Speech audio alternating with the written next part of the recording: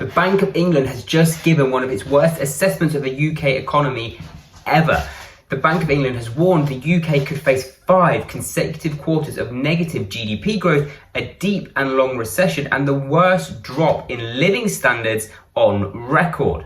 This comes as energy prices are set to triple over the coming months, with the cost of living crisis forecast to continue through next year and not even begin to ease until 2024. On top of this, the Bank of England has forecast inflation is going to surge to 13.3% this winter at a time when the average energy bill is set to reach £3,500, up from £1,200 only a year ago.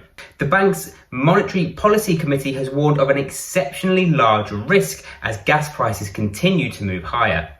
In its latest assessment, the Bank of England has forecast the spending power of households to decrease by as much as 5% as prices outpace wages. This would mark the largest fall in living standards since the Bank of England began collecting this data back in 1960. Although there are labour shortages for skilled workers that will demand a higher wage, these higher wages are expected to be dwarfed by the increased cost of living and energy bills. For comparison, the average pay rise is set to be 6%. However, this is less than half the peak rate of inflation. And I'm afraid that this isn't all the bad news.